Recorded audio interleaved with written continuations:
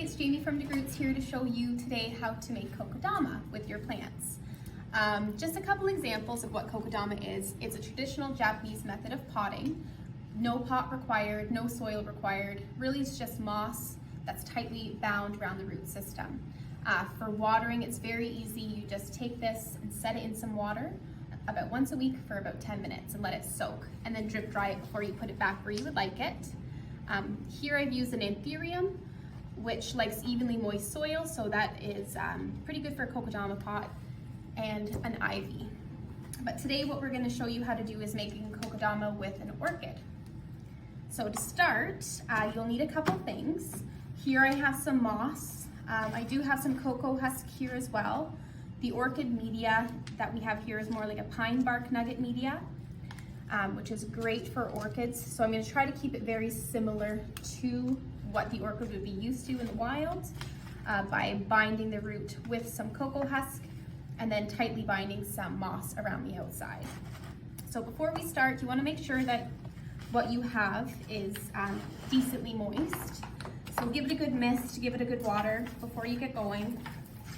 It just helps you really mold the moss to your ball. And what I like to do is I take the roots out of the pot. You can see they're pretty tightly bound in there, so it's making my job a little easier today. You don't want to hurt these guys too much, so you just leave them as they are. You'll want to take your cocoa husk first and try as much as you can to press it around the root system.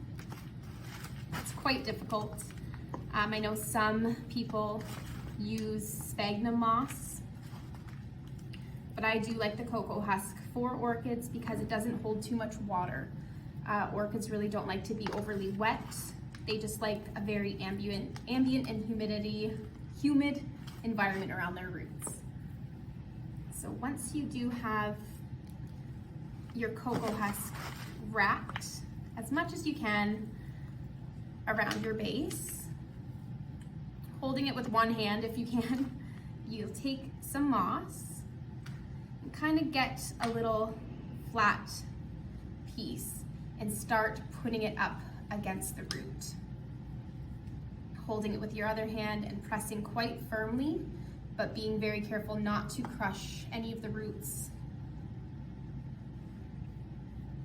And you'll just keep repeating this process until most of your root is covered.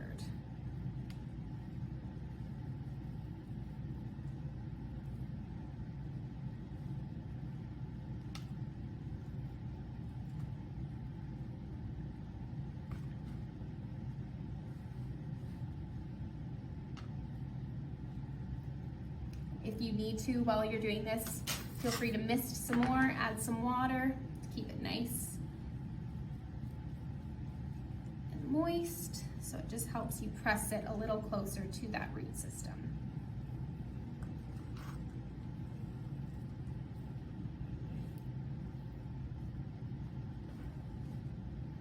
Don't be scared to use a lot of the moss, because what you're going to do is take your fishing line and tie it really tight around the base, which will hold all the moss together.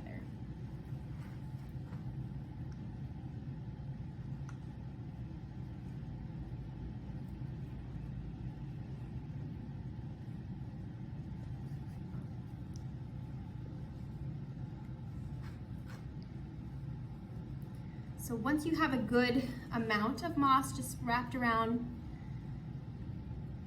you'll want to grab your fishing line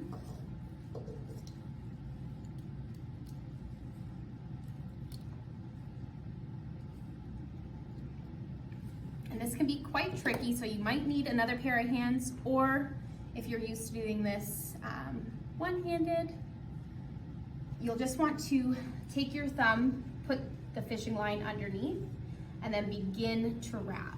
And I'll wrap one area 3 or 4 times until it feels quite put together, not like it's going to keep falling apart, and then I'll switch directions.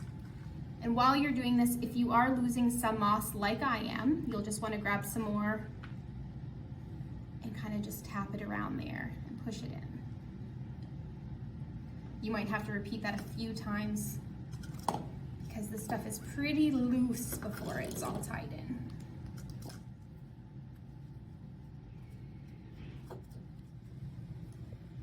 And I like to do mine in a Y wrap. So I'll go a couple times one way, change direction, go a couple times that way. And once I feel like everything seems to be in place, I'll switch directions and go through the center to kind of make it even more round. Because ideally that's the shape you want. You want a nice tight little ball around that root system.